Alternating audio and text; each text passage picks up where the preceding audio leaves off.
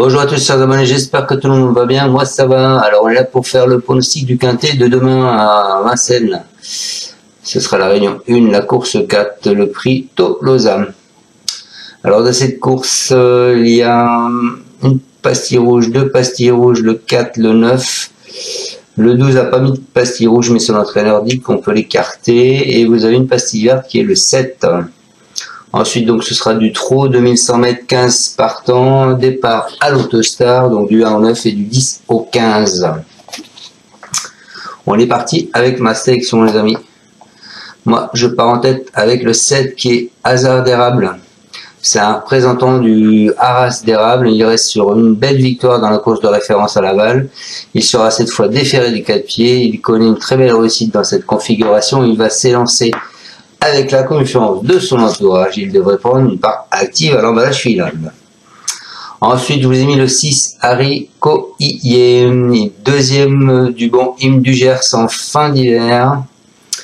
C'est un concurrent de Jean-Marc Pouelmans. Il fait preuve d'une louable régularité en compétition. Il s'est récemment bien comporté dans une épreuve européenne bien composée.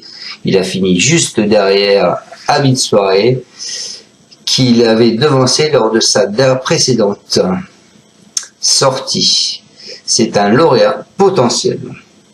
Ensuite, je vous ai mis le 14 qui est High Propulsion, vainqueur à 2 reprises pendant les meetings d'hiver.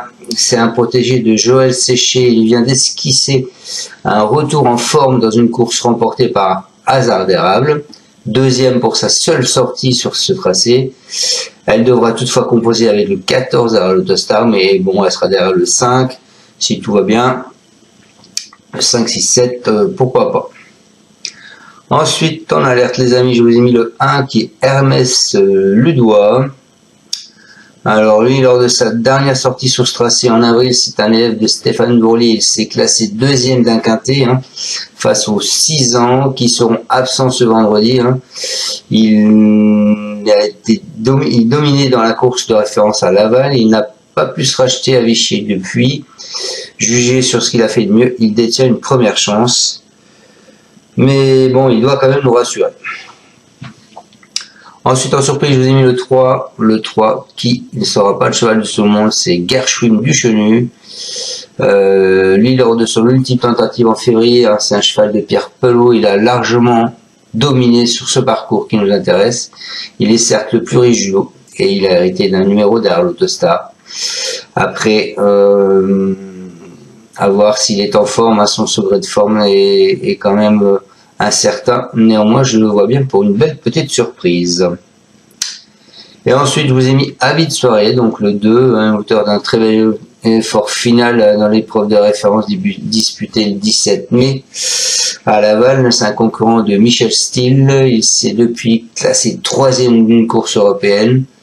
En plus, elle était bien composée, entre autant sur le pied de 1-12-1 et sur les 2850 mètres de la grande piste. Donc il est bien placé derrière la voiture. Je pense qu'il s'annonce redoutable. Voilà les amis, j'ai fini ma section. Donc je répète mes bases, le 7, le 6.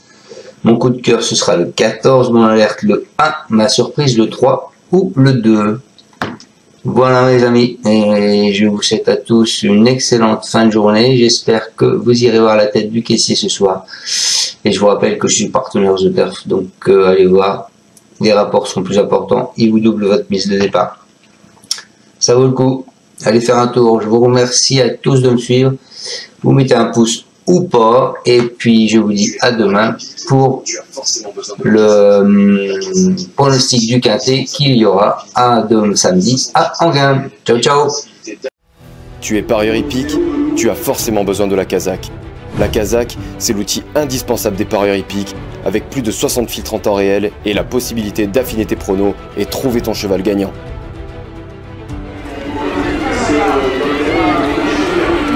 La Kazakh, l'outil indispensable des parieurs hippiques et des passionnés.